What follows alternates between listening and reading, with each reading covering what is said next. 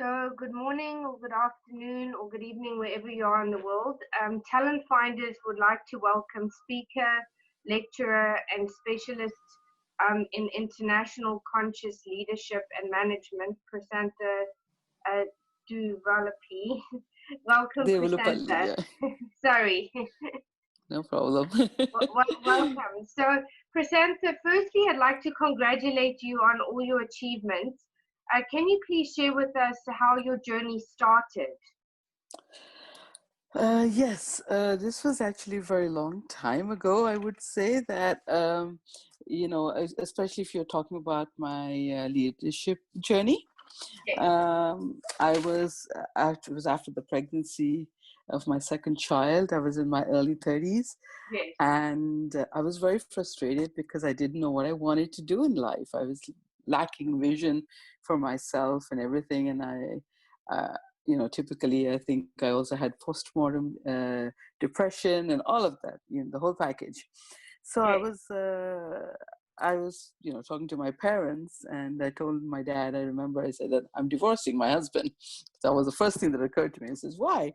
And then I said, well, because he's not helpful. I need a job and he's not helping me, basically. yes, So my father, after listening to my complaint about my life and how it's everybody else's fault that I yes. wasn't getting what I wanted, he said, if you are not your own priority, why should anybody else make you their priority?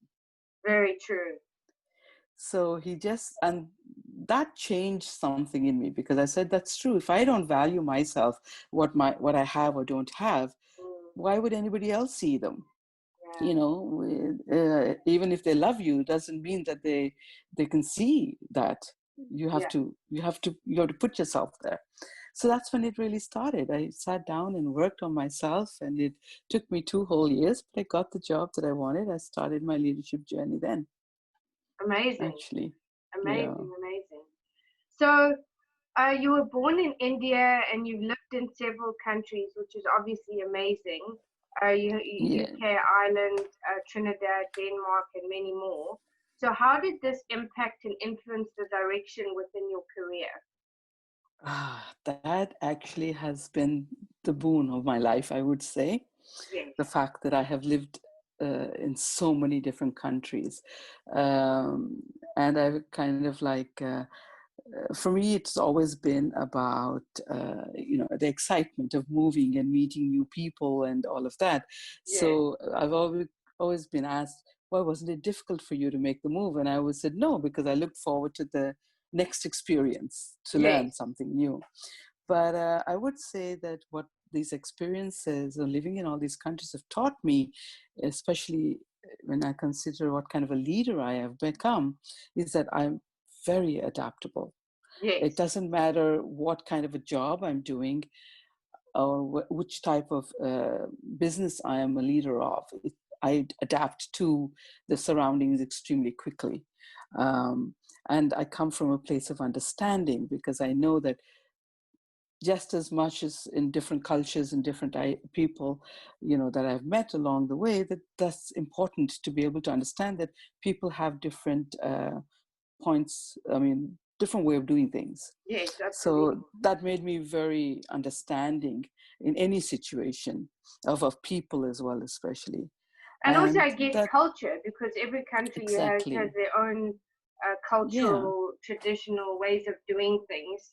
Doesn't that's make it right. wrong, it just makes it different. So it's definitely helps. Exactly. Yes, it helps. And that means that you also communicate very differently, right? Because then you Yes, understand, if you understand the culture, you also communicate. So that's also something that I learned that to communicate in different levels and different kinds of cultures as well, and environments. And definitely one of the biggest lessons I have learned is letting go. yes. You know, And that's people so think, hard. yeah, it's It's so really hard, hard. but it basically means move on. For me, Mm, that's what it meant, because if you make mistakes, or if you do something that you're not so proud of, mm. and it can also be the material things. It's not just mental, but I Absolutely. did I did learn that you need to let go, because that's it. It's good, done, and apologize and move forward. You know, at Absolutely. least recognize it and learn from that. So But I also, think that has isn't been it my so biggest. isn't it so liberating also, like from a materialistic perspective, to be able to let certain things go? And then you think, like, Yes, once you let it go, why did you hang on to it for so long? Like it's exactly. Yeah, yeah. yeah, It's actually so true. I've left so many things, and my, I mean, my parents and some of my family members think you're not sentimental. They say, and I said, I have the memories and the good things, and these things are just occupying space. yes, They're not my memories, so it's okay. I can give it away. absolutely. So yeah. So, what would you say some of your biggest lessons and learnings have been within your career? Let me see now. There is a lot. I mean, you've talked What about, stands I out for mean, you the most? the most, the, well, what has been, at least the one thing that the feedback I have gotten from my different places, wherever I've been a leader, was that I walk the talk. That was Yes, like one of the biggest things. I don't expect anyone to do something that I myself am not willing to do, yes, of you course. know. And that has been my biggest, what you call it, I guess, achievement, because people feel that they can trust me, that I would not ask them to do an assignment or a task that I think is unreasonable. And that Yes, has given, they know that they can rely on me, that I'm always going to understand what they need, and yes, not push them too hard.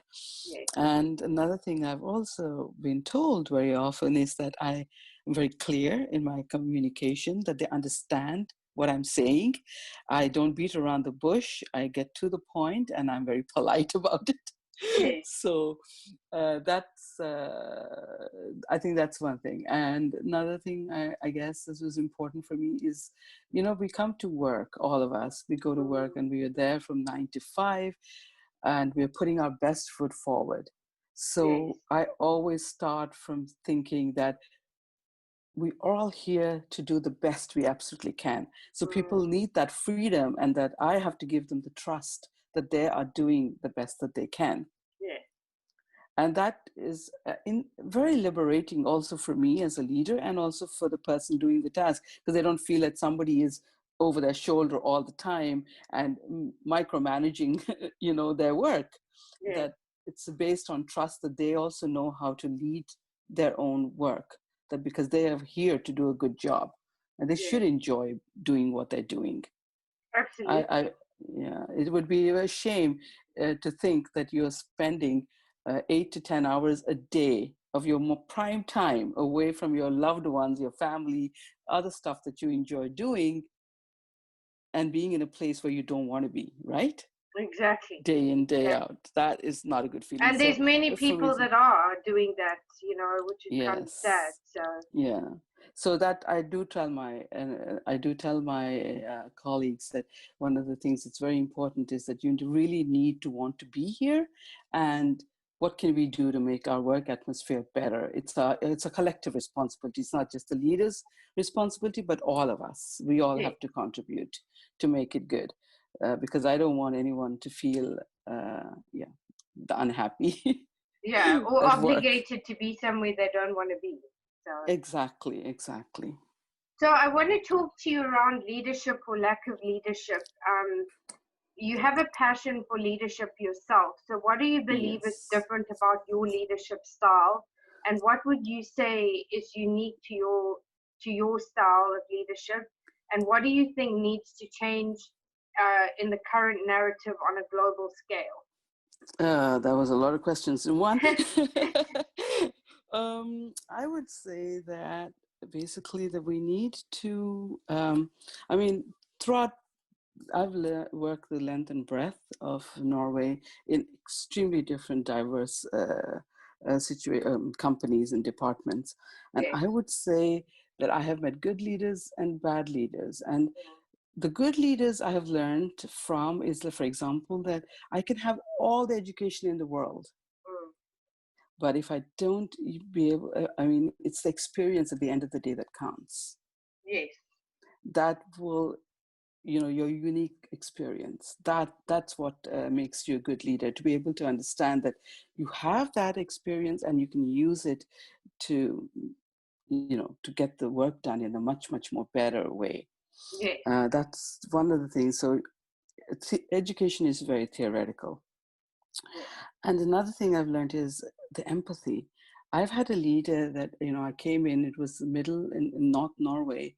So it's the, windy, and it's a lot of snow and everything. And I came with my two little kids alone because my husband was joining us afterwards.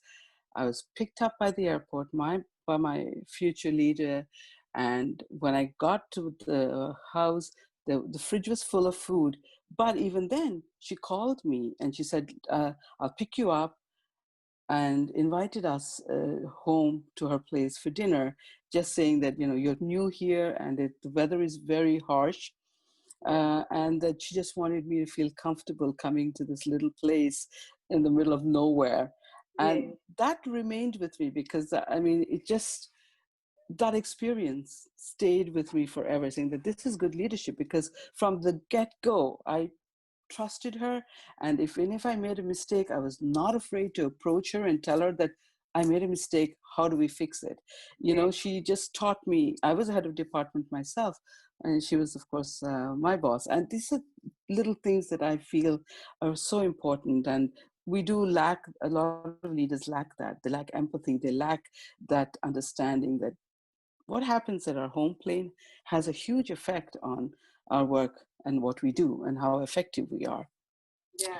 So, Absolutely. and so learning from these experiences of, I mean, taking the good from all these leaders, I think is something that I've become very good at. And being able to combine both the masculine and the feminine Yes. aspects, that has been something that I've been very passionate about. I never really realized it until more recently, when it was pointed out to me that that was my leadership style, that Yes. I was tough when I needed to be tough, and I was soft Yes. when I needed to be soft. So that was, and I did it rather consciously, I guess, but without realizing it.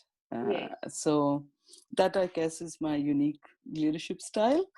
And we need more of it in the Yeah, for global world. sure. Without question, we need to have more leaders who are much more aware of what kind of leadership style that they have, Yes.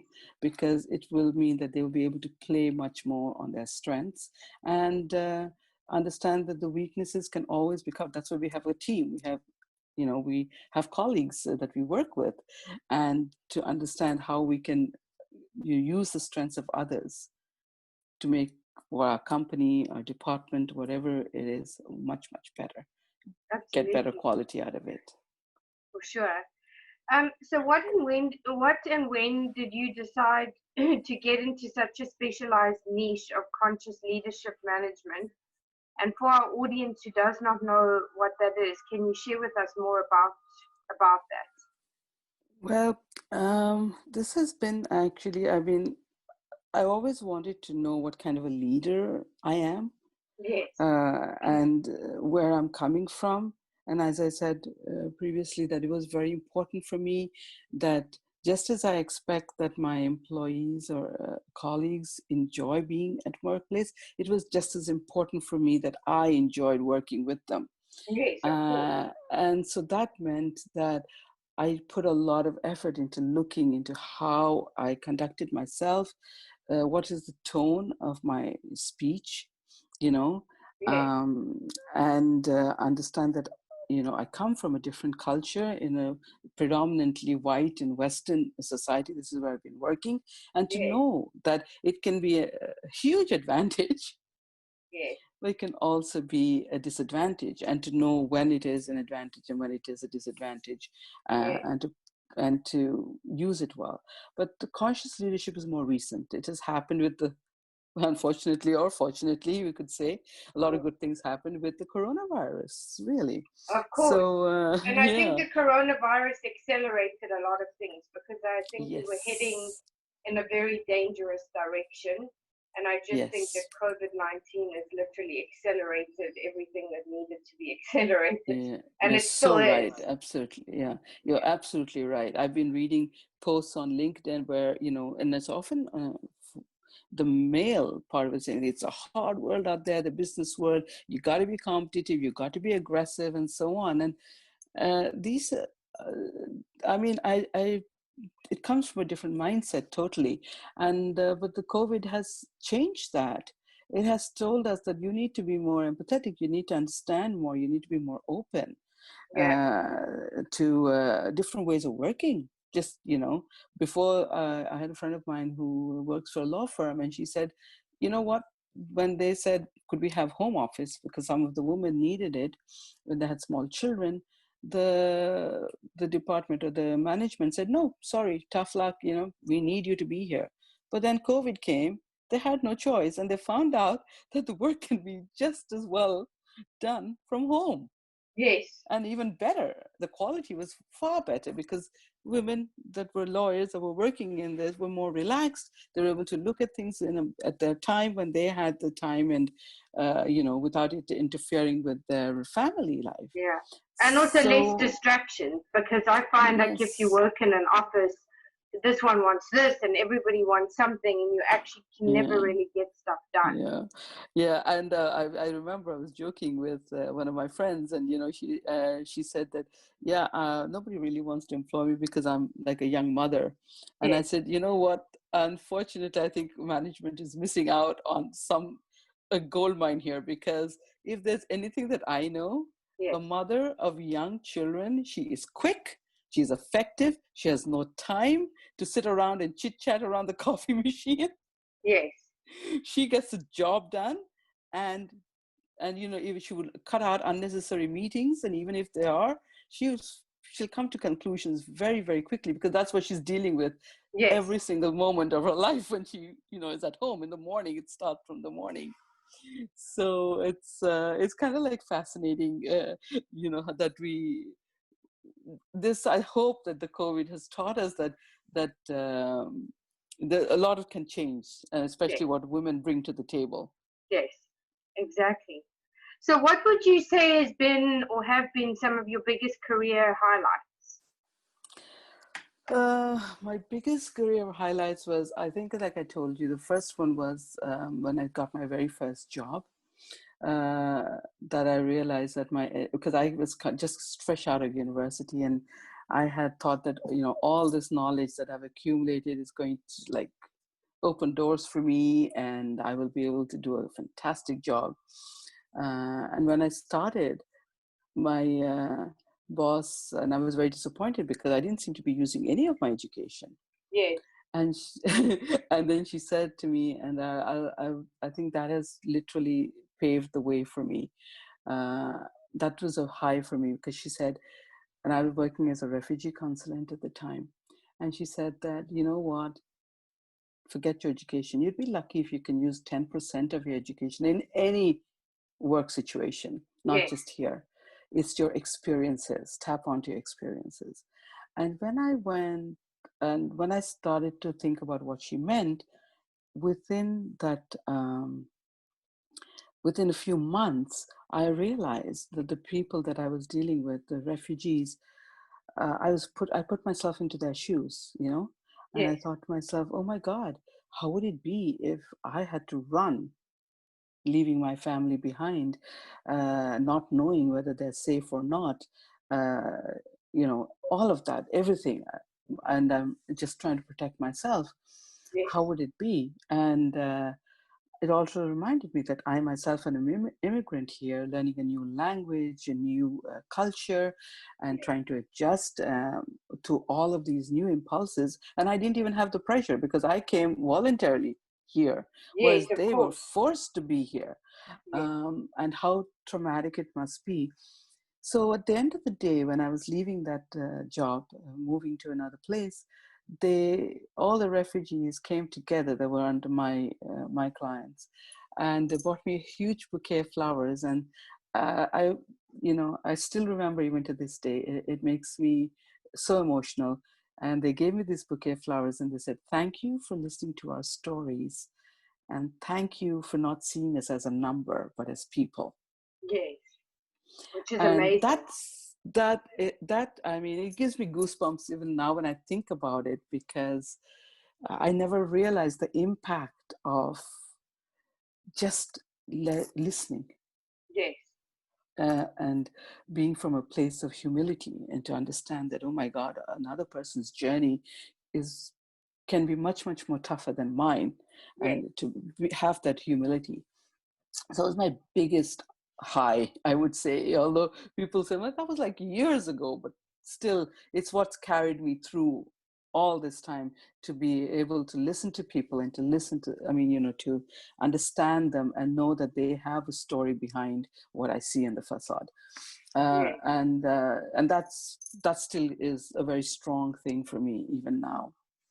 That was a big high. The low, I guess, was I have had very few lows, yes, I would say. But the low was when I came across one of my worst leaders, who just simply did not listen to anyone, and just, literally bulldozed everybody else's opinion and said, I'm the boss and I'm going to do it like this. yes, From a very, and that was it. And I was attacked at work, because I told her, I warned her about it, and she refused. She said, this is where you're going to do it, because I decide. Although I had warned her that this might happen and I needed protection, she refused. And that was a low for me. yes, That definitely was, because the only good part of it was that I had actually, the moment she said no and showed that she wasn't understanding, I quit. I resigned already, as I handed in my resignation letter, and I uh, was attacked just 2 weeks after that. So, it was sort of like a point proven.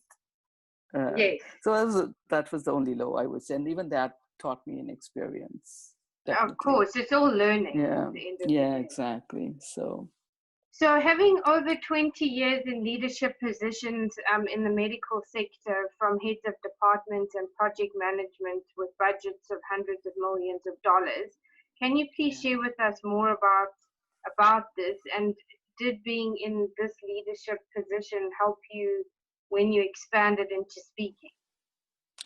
Um, well, the one thing I've always is we are lucky, I would say, living in the West, and especially Europe and Scandinavia, because access to good healthcare, especially, or basic healthcare even for that matter, is a right that they believe in, you know. And but the problem that I have seen is that they often see healthcare also as a business. And I have learned that you can never, as long as you have this kind of a model where you believe that access to good healthcare is right for Yes, people, then you cannot look at it as a business. It's always going to be an expense post. There's no yes, income. It's never going to be an income post. It's no, only an expense. And I think that's where often I found that we got very frustrated, because we had these budgets and all of that. And then we were trying to figure out how we're going to get money uh, for the services that we're giving when everything is free.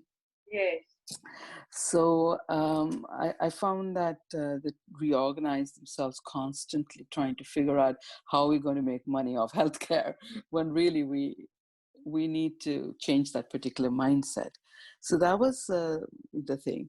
One, I mean, in terms of my experience, but I find that the healthcare is really good. The standard is very good. They maintain it. It's even wherever you go, and that was, I really do like that part of having lived in the West, or living in the West. yes, Uh, Talking about speaking, I'm I've always been a talker. yes, Basically, I have started in debate clubs and stuff like that. So I've always been interested, and so this is not something new for me, that we're speaking, uh, but talking about my experiences or about my subject and so on, that is new. I have yes, never felt that I had that much to share, until more recently, as yes. I grew older, I would say that I became more confident that I have a lot of experience under my belt and knowledge that I actually might benefit someone. So this public speaking, giving lectures, talking to young people, all of that is a part of expanding that my inherent ability or desire to talk, Yes, for sure. basically. Yeah. So your passion is also, and you did touch on it earlier, is working with young people. Um, and have you worked with many people, and having worked with many people from all over the world, can you please share with us more about your passion and how this started in terms of, your passion for young, working Yeah. with young people? Yeah. No, I basically I'm a mother Yes, with two very different children, and I have found that the young people, I mean, it started very simply with this, where people, I heard a lot of parents of my age complaining about how much their children are sitting on the computer, using social media, and all of these things. And saying that we should get rid of this stuff, this is bad for you, and all of that. And it started there, my interest. And I began to look a little closer into exactly how are these children using social media. And I did find some horribly frightening stories. But I also realized that we were the adults still. And we mm, needed to understand the world that our children are inhabiting. We yes, created this technology. My of generation course. created this technology, and Yes, we don't know how to deal with it.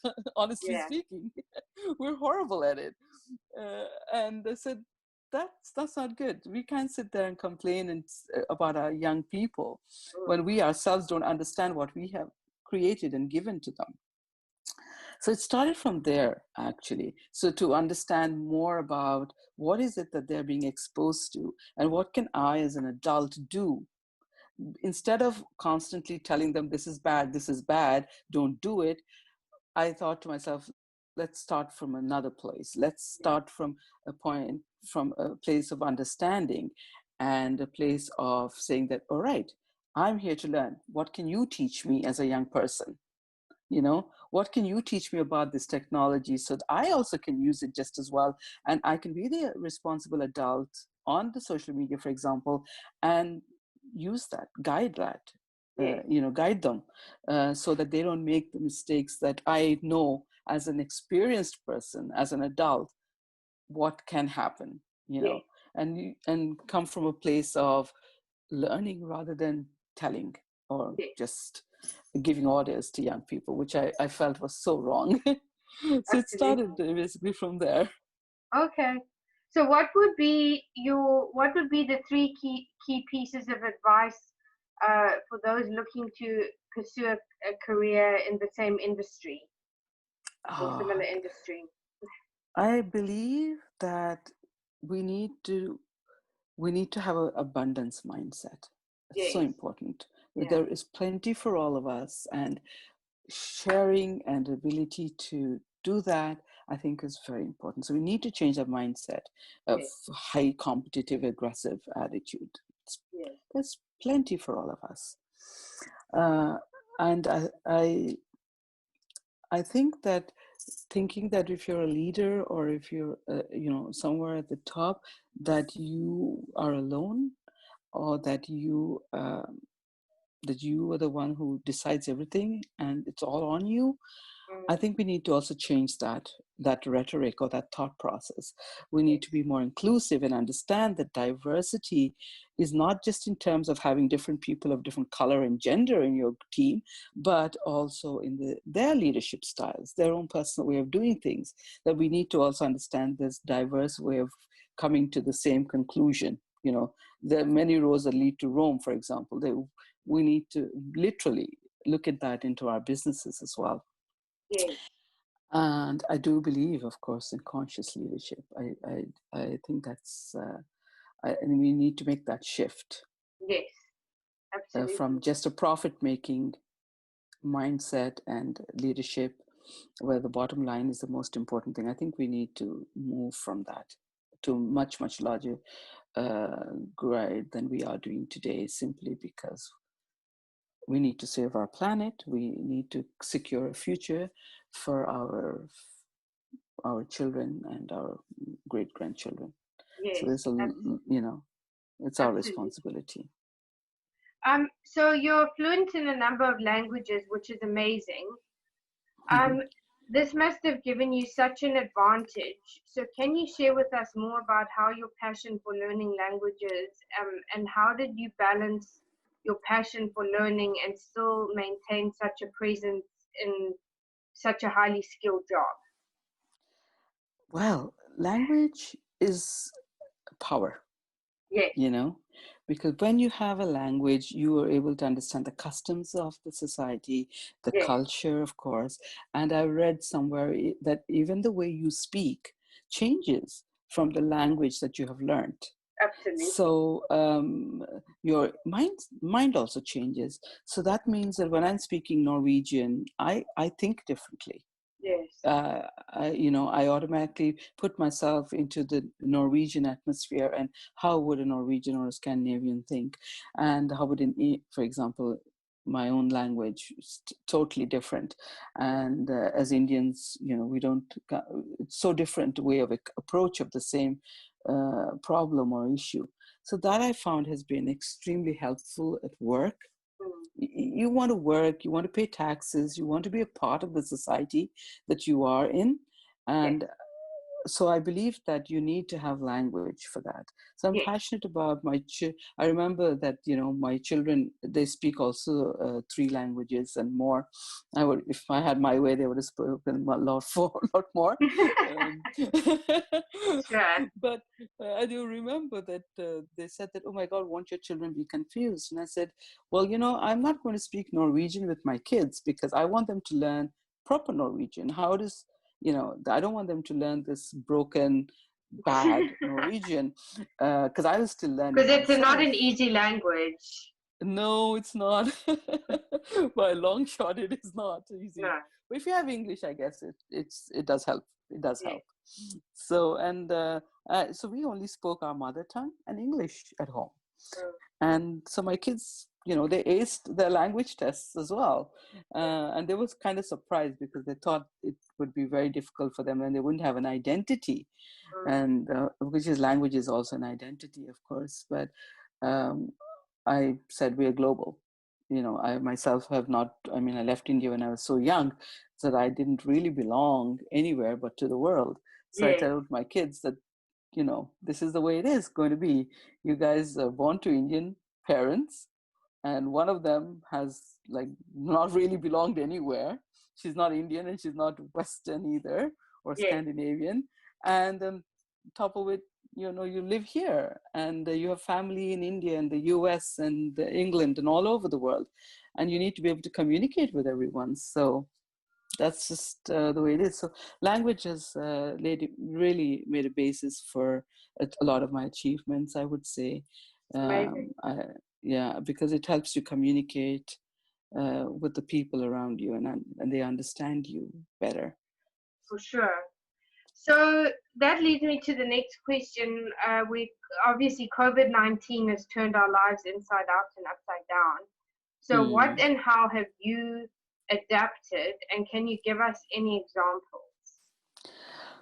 Um, well, I guess this is. I thought that it would be very, very difficult to adapt. One of the biggest ones that I did find Mm, is that uh, I love to travel, yes, and I'm the same. so yeah, and that's so that has been, and even if I, due to my family situation and work situation, it's not like I've always been able to travel all the time, but Yes, just the idea that I could do it whenever I want to yes, was, comforting. And that was taken away, that comfort that I could just hop on a plane whenever I wanted to, even though I didn't do it, still, I miss that. I miss yes, that feeling of freedom. yes, Uh, and adaptability in that sense only was difficult. But I have a daughter who is chronically sick and who is also disabled. And she said something to me which had a profound effect on me in terms of adaptability. She said, "You do realize that living in isolation is my life. Mm, I don't communicate. Nobody communicates with me because I barely can go out on my own. I'm mm, dependent on someone to take me out and all of these things. And this is my life. yeah, So, you know what? I don't know what you're complaining about, yeah, that you can't go out and do the things that you normally do because I don't get to do it anyway." yes. And when she said that, it suddenly brought to light how many people there are in this world that are That just, actually, yeah, that are yeah, stuck. that are stuck in so many ways. And I realized that you can reach out to people like you've never done before. Exactly. But and it's given me the chance to reflect and think about who I am as a person and what do I stand for, what are my values. That has definitely so I see it as a plus. And I think I wrote in one of my posts as well that I wanted technology to step up now and show us that they are not a divisive force, but you know, they bring people together, and it is possible to do it. And even though we may not have the physical touch, that we can still communicate with people. And so I believe, I think I've spent a lot more time communicating with people, a lot more than I have ever done before. I mean, it's online, but still, I have the videos. We have these Zoom calls with the family all over the world, just so that we all feel that we are together. Yes, Uh, Even if it's only been 1 year since we've seen each other, like, you know, it's only once a year we meet, but yes, still, we've made it to the point to meet once a week now, right? yes. On Zoom, which is like amazing. We know Absolutely. I more think it about just what's have brought happening. people together in many ways Yes. that it wouldn't have, because we all Yeah. get so caught up in the Yeah. busyness of what we're But I doing. do, yeah, but I do realize that a lot of people are very stressed and very worried. Mm, And I think I have taken it upon myself, at least the people that are in my circle, to absolutely show them that it's not the end of the world. We are very lucky still, and there's so much that we can do for one another. Just reaching out and saying, "Hello, how are you? And are you okay? Is there anything that you need?" It helps. It does wonders. It does wonders. So the COVID-19 has been good. I've written a book, which is really great, and it's amazing. published now. Yeah. So I had Wonderful. time for all of these things, launched my daughter's website and created the foundation for her, and of course started my own company. So COVID has given me a lot of other opportunities, you know, Yes, because I had chance to really, really think about what I wanted out of life. And this is, so I'm very happy in one way for it. yes, Uh, but at the same time, I do wish that we have a much more stable and more secure world, and absolutely. we can travel and meet people again face to face. Yes. Have that human connection. Yeah, that human connection, that really go out and enjoy a cafe without worrying about, did I spray my hands and did I take my mask, you know, Yes. and all of these things. So yeah. So that leads me to the final question. What legacy would you like to leave, or how would you like to be remembered? Well, definitely, I uh, I think I want to be remembered as a human being Yes, and a good one. I would love it if people do think that I had made a difference in their lives, you know. yes, Even if it's just one person that says it, I think I'd be very happy if they feel that I brought a change in their life, a positive change, of course. yes, Um, and I do want to leave behind this legacy. As I said, my daughter's company, the foundation, it is to bring awareness about disabled persons and what they can contribute. That has been there. I will really want to develop that. And of course, my company that I've just now started. Yeah, I just, what I would love to leave behind something that is that's different, that especially in conscious leadership. I want them. I want to be a name in conscious leadership, because I know that when I look at it, there's so little about it, you know? Yes, There's so absolutely. little about it. And the things I read about it, it's like, oh, mindfulness and meditation, all that. And I can see already a lot of guys just, you know, blocking it out. Yes. So I don't want this, but I want to actually leave behind saying that conscious leadership is actually being able to use both the feminine and the masculine, putting them together, and be self-aware about this, and Yes. what are the styles that you're using and who you are and where you come from. And that, to me, is conscious leadership. So that is what I'd like to leave behind, actually. That's wonderful. So I want to thank you so much for your time today and for sharing. And if people would like to connect with you, what are the best platforms to do so? I'm pretty active on Facebook, and I have an Insta account, Yes. which is PDMNC, and I have a website that's under development, which is actually a very simple one. It's a PDMC, which is Prasantha Devulapalli Management and Consultancy Yes. .no. So it's pdmc.no. Amazing. Well, thank you so much, and hopefully we can have you back in the future to see where you are in your journey. And Thank you. thanks so much for your time. It was such a pleasure. Thank you so much for taking the time. Have Thank a you. wonderful Take day. care. You too.